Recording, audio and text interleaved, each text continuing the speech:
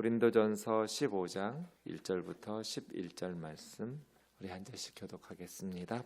형제들아, 내가 너희에게 전한 복음을 너희에게 알게 하노니 이는 너희가 받은 것이요 또 그 가운데 선 것이라. 너희가 만일 내가 전한 그 말을 굳게 지키고 헛되이 믿지 아니하였으면 그로 말미암아 구원을 받으리라. 내가 받은 것을 먼저 너희에게 전하였노니 이는 성경대로 그리스도께서 우리 죄를 위하여 죽으시고 장사 지낸 바 되셨다가 성경대로 사흘 만에 다시 살아나사 게바에게 보이시고 후에 12 제자에게와 그 후에 500여 형제에게 일세에 보이셨나니 그 중에 지금까지 대다수는 살아있고 어떤 사람은 잠들었으며 그 후에 야고보에게 보이셨으며 그 후에 모든 사도에게와 맨 나중에 만삭되지 못하여 난 자 같은 내게도 보이셨느니라. 나는 사도 중에 가장 작은 자라. 나는 하나님의 교회를 박해하였으므로 사도라 칭함 받기를 감당하지 못할 자니라. 그러나 내가 나된 것은 하나님의 은혜로 된 것이니 내게 주신 그 은혜가 헛되지 아니하여 내가 모든 사도보다 더 많이 수고하였으나 내가 한 것이 아니요 오직 나와 함께 하신 하나님의 은혜로라. 같이요. 그러므로 나나 그들이나 이같이 전파하매 너희도 이같이 믿었느니라. 아멘. 고린도전서의 5가지 논문 중에 마지막 5번째 주제는 부활에 대한 15장입니다. 바울이 고린도 교회의 이 부활에 대한 말씀을 길게 해야 될 필요성은 12절에 보는 것처럼 그리스도께서 죽은 자 가운데 다시 살아나셨다 전파되었거늘 너희 중에서 어떤 사람들은 어찌하여 죽은 자 가운데 부활이 없다 하느냐. 고린도 교회 성도들 중에 부활이 불가능하다, 부활이 없다라고 주장하는 이들이 있었기 때문입니다. 만일 죽은 자의 부활이 없으면 그리스도도 다시 살아나지 못하셨으리라. 그리스도께서 만일 다시 살아나지 못하셨으면 우리가 전파하는 것도 헛것이고 너희 믿음도 헛것이며 우리가 하나님의 거짓 증인으로 발견되리니 우리가 하나님이 그리스도를 다시 살리셨다고 증언하였습니다. 만일 죽은 자가 다시 살아나는 일이 없으면 하나님이 그리스도를 다시 살리지 아니하셨으리라. 만일 죽은 자가 다시 살아나는 일이 없으면 그리스도도 다시 살아나신 일이 없었을 터이요 그리스도께서 다시 살아나신 일이 없으면 너희 믿음도 헛되고 너희가 여전히 죄 가운데 있을 것이요 또한 그리스도 안에서 잠자는 자도 망하였으리니 만일 그리스도 안에서 우리가 바라는 것이 다만 이 세상의 삶뿐이면 모든 사람 가운데 우리가 더욱 불쌍하리라. 너무나 당연한 말이죠. 그리스도가 우리 죄를 위해서 죽으셨어요. 그런데 다시 부활하지 못하고 지금 죽음의 권세 아래 계셔요. 그럼 우리 죄 문제가 하나님 앞에서 완전히 해결된 거예요? 해결되지 못한 거예요? 아직도 우리를 위해서 계속 죽음 앞에 죽음에게 지배를 당하고 있는 예수님, 우리의 죄 때문에 계속해서 형벌 가운데 있다면 아직 우리의 죄는 해결되지 못해서 여전히 우리는 죄 가운데 있는 거예요. 그게 17절이에요. 믿음도 헛되고 너희가 여전히 죄 가운데 있을 것이다. 우리 죄 문제가 하나님 앞에서 해결이 되지 않았어요. 우리 죄 문제가 완전히 해결됐기 때문에 주님이 부활하신 거죠. 예수님의 부활은 우리가 더 이상 하나님 앞에서 정죄받지 않고 더 이상 죄에 대해서 두려워하지 않고 하나님 앞에서 온전히 의롭게 되었다는 선언 같은 거예요. 그래서 예수님의 부활은 2가지 의미가 있는데 하나는 예수님의 말씀이 옳았다는 증거예요. 예수님은 하나님의 아들, 세상의 구원자, 메시아로 세상에 오셨다라고 증언하셨어요. 그런데 죽음 아래 계속해서 묶여 계시고 부활이 없었다면 예수님 말이 옳았는지, 예수님은 거짓 메시아, 거짓 선생으로 백성들을 미혹한다 하면서 예수님을 죽였던 유대 종교 지도자들의 말이 옳았는지 어떻게 알 수 있어요? 하나님께서 예수님을 다시 살리심으로써 예수님이 의로운 분, 예수님이 옳았다라는 것을 만천하에 증거하신 거예요. 그리고 예수님의 부활은 예수님의 증언이 옳았다라는 것을 증거해 줄 뿐 아니라 방금 전에 제가 말씀드린 것처럼 우리의 죄가 하나님 앞에서 완전히 해결되었다라는 선언이에요. 그래서 로마서 4장 25절에 보면 예수는 우리의 범죄함을 위하여 내어줌이 되고 우리를 의롭다 하시기 위해서 다시 살아나셨다. 이렇게 말하는 거예요. 우리가 죄 지었기 때문에 십자가에 내어주셨죠. 그리고 우리를 의롭다 하시기 위해서 다시 부활하신 거예요. 예수님이 다시 살아나심으로 우리의 모든 죄가 완전히 하나님 앞에서 해결되어서 예수님의 약속의 말씀처럼 예수님을 믿는 자들에게는 하나님께서 의롭다고 하시는 선언 같은 것이죠. 그런데 부활이 없다면 그리스도께서 다시 살아나는 일이 없었을 것이고 그리스도께서 부활하지 않으셨다면 우리의 믿음은 헛것이고 여전히 우리는 죄 가운데 있는 것이죠. 만일 이 세상의 삶뿐이라면 죽은 후에 부활이 없고 무로 돌아가고 아무것도 아니라면 이 땅에서 바울이 가장 불쌍한 사람, 그리스도인들이 가장 어리석고 미련하고 불쌍한 삶을 사는 사람들이죠. 내일 새벽 설교 저 끝냈어요. 지금 순식간에. 내일은 그래서 20절부터 볼 거예요. 우리가 토요일에 새벽 예배가 없으니까. 자, 1절부터 보시죠. 형제들아 내가 너희에게 전한 복음을, 복음, 유앙겔리온, 좋은 소식이죠. 굿뉴스예요. 내가 너희에게 전한 좋은 소식. 유앙겔리온, 복음인데 전했다라는 말은 유앙겔리사멘, 좋은 소식을 전한 거예요. 내가 너희에게 좋은 소식으로 전한 좋은 소식인 복음은, 왜 복음이에요? 왜 좋은 소식이에요? 만일 그 복음의 말씀을 굳게 지키고 헛되이 믿지 않으면 그로 말미암아 구원을 받기 때문이죠. 왜 복음이 복음인가? 왜 좋은 소식인가? 구원 때문이에요. 그 복음의 말씀을 흘려 들으면 구원을 받을 수 없어요. 믿지 않으면 구원을 받을 수 없어요. 그런데 그 복음을 굳게 지키고 헛되이 믿지 않으면 어떤 박해가 와도 어떤 세상의 유혹이 와도 흔들리지 않고 포기하지 않고 굳게 지키고 헛되이 믿지 않고 심지어 순교를 당할지언정 이 복음을 놓치지 않으면, 헛되이 믿지 않고 굳게 지키면 그로 말미암아 구원을 받기 때문에 복음이에요. 그런데 이 복음은 바울이 만들어낸 게 아니에요. 사도들이 지어낸 것이 아니라 받은 것이에요. 1절과 3절에 받은 것 이렇게 두 번 반복하죠. 그리고 바울도 전해주고 전해주어서 고린도 성도들이 또 받게 되었죠. 1절 2절에 전한 복음, 전한 그 말, 받아서 전해주고 받아서 전해주고. 복음은 그런 거죠. 전도에 미련한 것으로 하나님께서 전파하는 것이죠. 그래서예요. 복음은 누군가가 전해주어야 돼요. 그래야 받을 수 있어요. 복음을 전해주는 선교사님들이 없고 전도자들이 없으면 어떻게 복음을 들어요? 듣지도 못한 복음을 어떻게 믿어요? 믿지 않으면 어떻게 구원을 받아요? 그래서 어디서부터 시작돼요? 전해주는 것에서부터 시작되어서 이 세상에 가장 아름다운 것이 복음을 전해주는 발걸음이에요. 아름답도다. 복음 들고 산을 넘는 자들의 발걸음. 복음 들고 믿지 않는 자들에게. 그러기 위해서 바울은 생명을 잃었어요. 수많은 선교사님들이 이 조선 땅에 와서 생명을 잃었어요. 양화진에 가보세요. 선교사님들의 모역에. 아이들, 나이들 한번 보세요. 선교사님의 자녀들이 100년 전 조선 땅은 아주 위험한 나라예요. 전염병도 많고요. 서양에서 편안하게 안전하게 살던 선교사님들이 이 땅에 와서 너무나 많은 목숨을 잃었어요. 뭐예요? 여기 와서 무슨 영화를 누리겠다고? 무슨 안락한 삶을 살겠다고요?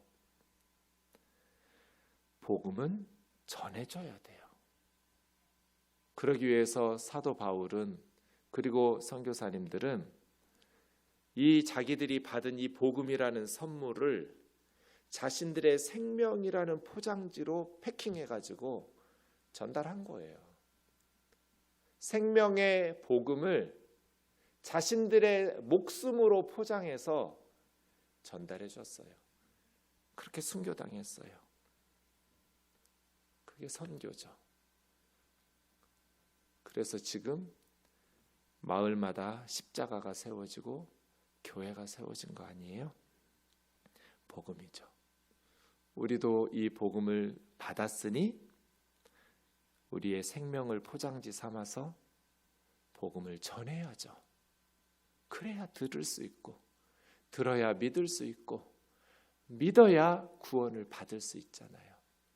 그럼 복음이 무엇인가? 3절 4절이에요.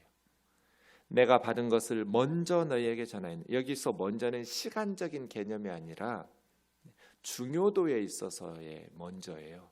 가장 중요하게, 그러니까 시간적으로도 가장 먼저, 가장 많은 시간, 가장 집중적으로. 방언, 은사 몰라도 돼요. 구원받는 데 지장 없어요. 기도 좀 못해도 되고요. 예배하기에 대해서 좀 몰라도 괜찮아요. 교회론 잘 몰라도 돼요. 그런데 복음은요, 모르면 안 돼요.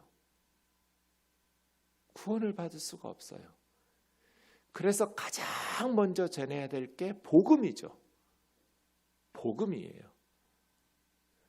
다른 거는 구원에 지장이 없어요. 그런데 복음은 구원을 받을 수가 없어요, 모르면. 그래서 가장 먼저 복음을 너희에게 전하였노니. 복음은 성경대로, 여기 성경 구약이죠. 신약은 안 쓰여 있으니까요. 구약 성경에 예언한 것처럼 그리스도께서 우리 죄를 위하여 죽으시고, 이게 첫 번째 문장. 복음은 두 문장으로 이루어져 있어요. 그리스도께서 우리 죄를 위하여 죽으셨다. 이게 첫 번째 복음의 문장이에요.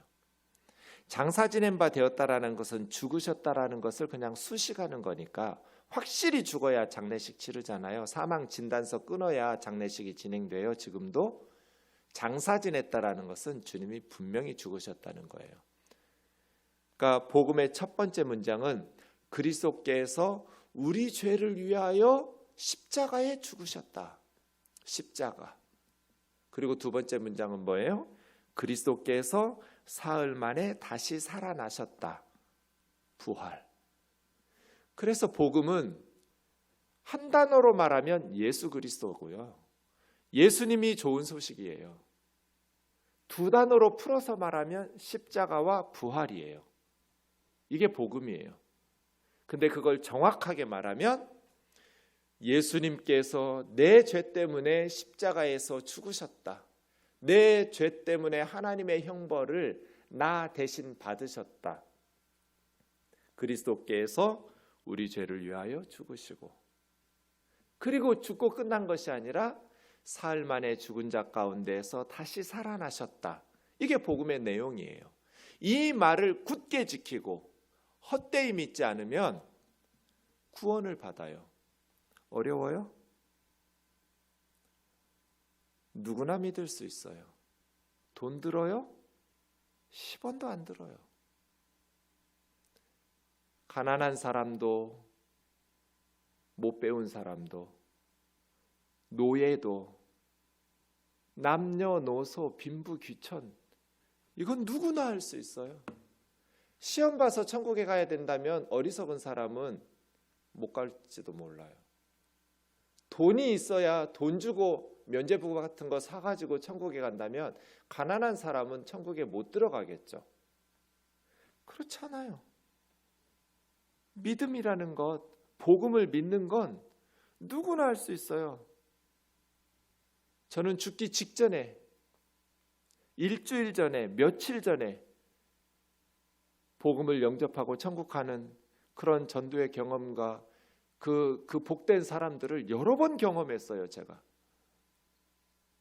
말기 암에 걸려서 며칠 있다 돌아가실 분, 소천하실 분들에게 병원에 가서 복음을 전할 때 그렇게 두드려도 마음 문을 안 여시더니, 그래서요, 조직 신학 가르칠 때요, 신학의 근본적인 신학이 있고 객관적 신학이 있고 주관적 신학이 있어요. 테올로기아를 말할 때 근본적인 신학은 하나님이에요. 삼위일체 하나님. 이게 신학의 근본이죠.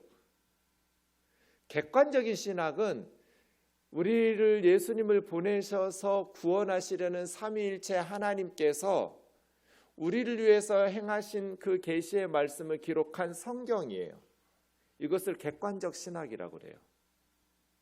그런데 주관적 신학은 그 성경에 계시된 하나님의 구원과 하나님의 구원의 경륜, 하나님의 구원의 계획을 주관적으로 우리 속에서 성령이 이렇게 조명하셔서 밝혀주셔서 예수 그리스도의 복음을 깨닫고 믿게 하는 거예요. 그래서 어떤 사람이든지 성령의 밝혀주시는 은혜 가운데에서, 성령의 역사하심 가운데에서 객관적으로 성경에 계시하신 하나님의 구원의 복음의 말씀을 깨달으면 이제 본질이신 삼위일체 하나님에 대한 의식이 생겨요. 사람 마음속에 복음에 대한 자의식이 생기고 깨우침이 생기는 거죠. 그럼 이제 신학하게 되는 거예요. 신앙을 가지게 되죠. 내가 똑똑해서, 내가 지혜로워서 깨닫지 않아요. 성령님의 조명, 성령님의 은혜와 마음을 열어주시는. 제가 지금도 한 커플 결혼식을 앞두고, 그런데 공부를 가르쳐요. 결혼 준비 학교를 해요. 한 아내 될 자매는 예수님을 잘 믿어요. 내 형제가 예수 믿지 않아요. 첫 시간에 그랬어요. 목사님 만나서 공부하자는 거 되게 부담스러웠지. 교회도 안 다녔던 형제인데 결혼하려면 우리 목사님하고 성경 공부 4주간 해야 돼. 얼마나 마음이 사실은 부담스럽겠어요. 목사님 만나러 나오는데. 그런데 이 형제가 너무 착하니까, 그리고 여자친구를, 결혼할 자매를 너무 사랑하니까 아내가 될 자매 때문에 저한테 온 거죠. 뭐 기독교에 관심 있어서 오거나 제가 좋아서 올 리가 없잖아요. 제가 그래서 그 이야기를 하면서 믿음이란 이런 거다. 지금 너의 아내가 될 이 자매는 엄청나게 중요한 인생의 선택을 하면서 남편 될 사람, 남자를 선택해서 결혼하는 게 얼마나 인생의 중요한 선택이에요. 이런 엄청난 선택을 하면서 너가 꼭 예수 믿기를 바란다. 왜냐하면 예수 믿지 않으면 이 세상에서만 사랑하고 끝나는 부부로, 이 세상이 끝나면 누군가가 먼저 죽게 되면 그걸로 관계가 끝나는 그러한 삶을 살게 되지만, 우리 그리스도인들은 예수님을 믿는다라는 것은 이 세상에서도 사랑하는 부부로 살지만 죽은 후에도 영원히 한 가족으로 살고 싶은 그런 욕심이 있기 때문에 부담스러워하는 줄 알지만 함께 예수 믿자고 하는 거다. 너가 예수를 믿지 않으면 이 세상에서 사랑하고 끝나는 가족 관계로, 자녀들도 마찬가지 그런 관계로 끝나지만, 우리는 이 세상에서도 사랑하는 그러한 가족일 뿐 아니라 죽어서도 영원히 헤어지고 싶지 않기 때문에 이 세상에서 결혼이라는 선택을 하면서 이 세상에서 사랑하는 부부로 살다가 끝나는 관계를, 그런 관계에서 만족할 수 없기 때문에 영원히 천국에서도 한 가족으로 살고 싶은 그 열망이 너무나 크기 때문에 함께 예수 믿자고 권면하는 것이다. 어때? 저도 믿고 싶어요, 목사님. 그렇게 하고 싶어요. 이 교리가 이 세상에서 살아있을 때 우리가 만들어낸 위로나 위안이라면 그건 아무 힘도 의미도 없죠. 그냥 단순히 기독교인들이 만들어낸 교리라면 아무 의미도 없는 그냥 허상을 붙잡으면서 위로 삼는 것이겠지만, 그것이 팩트라면, 정말 사실이라면 이건 엄청난 선물이다. 그렇지 않아요? 그리고 나는 그것을 사실로 믿는 사람이고 앞으로 4주 동안 너에게 그것을 설명해 줄 사람이다. 열심히 나올 거예요. 나도 믿고 싶어요. 나도 예수님 믿고 사랑하는 여자친구와 함께, 그리고 앞으로 아이들이 태어난다면 그리고 만들어질 어떤 가족들, 지금도 있는 우리 식구들과 이 세상에서 사랑하는 가족으로 살다가 끝나는 관계가 아니라 영원히 헤어짐 없는, 잠시 죽음으로 헤어지긴 하겠지만 그게 이거예요. 그리스도께서 우리 죄를 위하여 죽으시고 사흘 만에 다시 살아나셨다라는 이 복음을 삼위일체 하나님께서 이 구원의 경륜은 오노코노미아예요. 예. 오노코노미아는 집하고 살아가는 운영하는, 그래서 살림살이라고 말하면 돼요. 집을 운영하는 살림살이 하는 거. 하나님께서 구원을 이루어내는 하나님의 경륜, 하나님의 계획, 운영 계획. 그 하나님의 구원의 경륜을 성경을 통해서 계시하신 그 말씀을, 객관적 신학 지식을 주관적으로 성령의 조명하심 속에서, 그래서 우리가 기도할 때 선교사님들이나 목회자들이나 설교자들에게, 주일학교 선생님들에게 다른 거 기도할 필요 없어요. 우리가 베드로 사도가 말한 것처럼 너희에게 소망의 이유를 묻는 자들에게 대답할 말을 항상 예비하고 살아라. 이게 복음이잖아요. 그 복음을 잘 준비되어 있어서 복음을 전할 때 아무리 지혜롭게 설득력 있게 성경적으로 바른 복음을 전해도 성령님께서 역사하지 않으시면 선교사님들은 아무 열매도 맺을 수 없어요. 설교자들, 주일학교 선생님들 아무 열매도 맺을 수 없어요. 그래서 딱 한 가지만 기도하면 돼요. 저를 위해서 여러분 기도하실 때도 한 가지만 기도하면 돼요. 다른 거 안 하셔도 괜찮아요. 성령 충만이죠. 성령님께서 역사하셔서 함께 하셔서, 임마누엘이에요. 하나님이 함께 하시고 성령님이 함께 하시고, 이건 삼위일체 하나님이 동시에 역사하시는 거예요.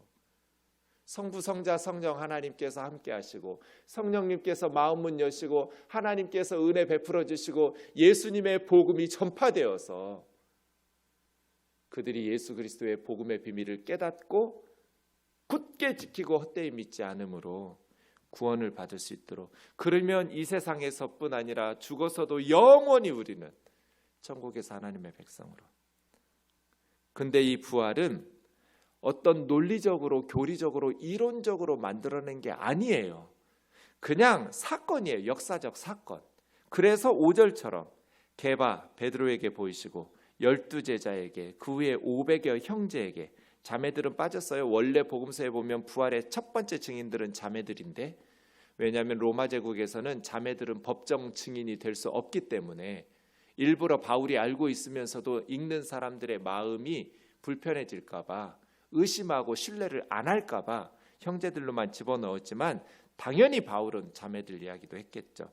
일시에 언제 예수님께서 500여 형제에게 동시에 부활하신 모습을 보여주었을까? 아마 승천하셨을 때인 것 같다라고 추측해요. 동시에 500여 형제들이 보았고, 그 부활하신 주님을 보았던 500여 형제 중에 지금 고린도전서를 쓰는 50년대 중반경에는 그 부활의 증인인 500여 형제 중에 대다수는 살아있고 절반 정도 죽었고, 잠들었다라는 것은 죽었다는 뜻이에요. 그래서 부활은 논리적으로 설명하지 않아요. 에이, 그게 어떻게 가? 사람이 죽으면 끝이지. 아니요. 인간은 못하죠. 그러니까 못 믿죠. 근데 중요한 건 믿을 수 있냐 없냐가 아니라 그 사실이 사실이냐 거짓말이냐가 중요하잖아요. 인간이 못한다고 하나님도 못하시면 천지창조도 못 믿고 동정녀 탄생도 못 믿고 다 못 믿죠. 어떻게 믿어요? 내가 믿을 수 있냐 없냐는 하나도 1도 안 중요해요. 하나님이 그것도 못하시면 하나님 아니잖아요. 동정녀 탄생 못 믿는다고, 그것도 못하시면 하나님이에요? 하나님이 하셨잖아요. 아담과 하와는 난자와 정자가 만나서 만들어진 인간이 아니에요. 하나님은 난자 정자 없이도 인간 만드실 수 있어요. 창조론을 믿든지 안 믿든지 맨 첫 인류는 부모가 없으니까 난자와 정자가 만난 게 아니에요. 그래서 난자와 정자 없이도 사람 만들어질 수 있다고 믿는 것이 과학적이에요. 더 이성적이에요. 그렇지 않아요? 하나님의 창조를 믿든지 말든지 말이에요. 인간은 못하지만 분명히 지금 증거들이 있잖아요. 동정녀 탄생을 왜 못해요? 하나님이 성령으로 얼마든지 잉태해서. 그것도 못하면 하나님이신가요? 그러니까 자기가 믿음 없어서 못 믿는 것을 가지고 교만하고 어리석어서, 똑똑하려면 완전히 똑똑해야 되고 그렇지 않으면 겸손해야 되거든요. 어정쩡하니까. 실제로 부활 사건이 일어났느냐 일어나지 않았느냐, 이게 중요한 거죠. 그 일어난 것을 어떻게 믿느냐? 개바에게 보이시고. 그래서 저는 믿어요. 바울에게 보여주셨다.